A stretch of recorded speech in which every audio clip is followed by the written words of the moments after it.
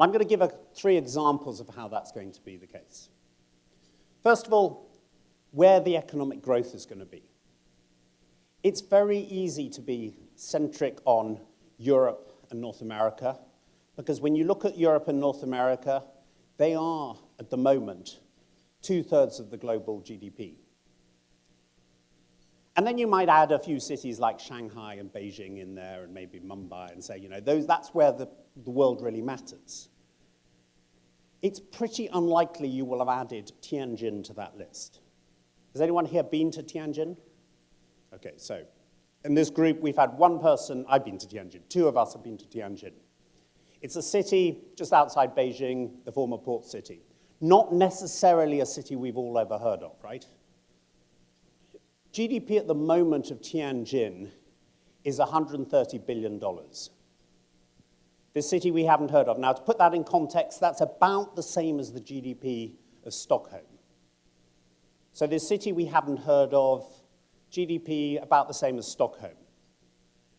Now, if we paint that picture going forward, by 2025, the GDP of Tianjin will have grown to about 600 billion. Stockholm is one of Europe's fastest growing cities, will have got to about 250. No longer a good comparator for Tianjin. In fact, the GDP of Tianjin will be the same as the GDP of the whole of Sweden. So this city that 2 of us have been to will have the same GDP by 2025 as Sweden. Now think about your company. Think about your agency. Who do you have responsible for Sweden? And who do you have responsible for Tianjin? Typically, when we look at that, most companies, it's about 5 bands different. And certainly you look at Stockholm and Tianjin. We haven't allocated the resources. The problem is this is happening, but we haven't got our head around the scale at which it's happening. So that's the first one about where the growth is going to come from. The second area is the impact these disruptive forces are going to have on the changing nature of competition. We're all operating with companies that have sources of scale that have grown up from history. The trouble is, technology is changing where the scale happens. About a year ago, I was looking in Thailand to buy an electric motor, and I did a search on Thai Google. And at the top of the Thai Google, the paid ad came from Siemens.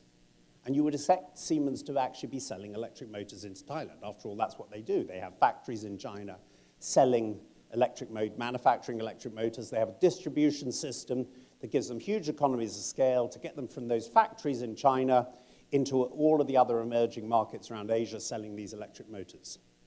Historically, a big source of advantage for Siemens. They were the paid site at the top of Thai Google.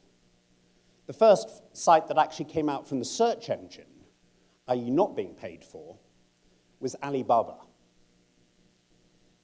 You click on the Alibaba site, it gives you 50,000 options for electric motors, 2 kilowatt electric motors.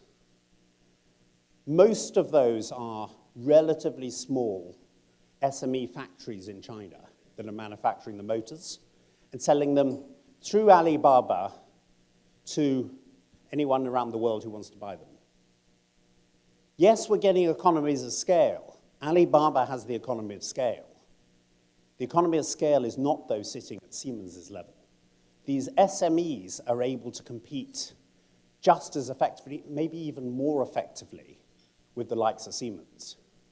Because when I go on Alibaba, I can look at how people rank them, I can do a comparison, I can get feedback, and I can understand that. I can look at the 40,000, 50,000 different options on that. That's shifting the nature of competition. We're also going to see the rise of emerging market companies being a major players. Most of us mentally have in our head around 10% of the Fortune 500 coming from emerging markets. That's what I mentally thought the number was. If you look at the picture going forward, we think that by 2025, half of the Fortune 500, the global Fortune 500, are going to come from emerging markets.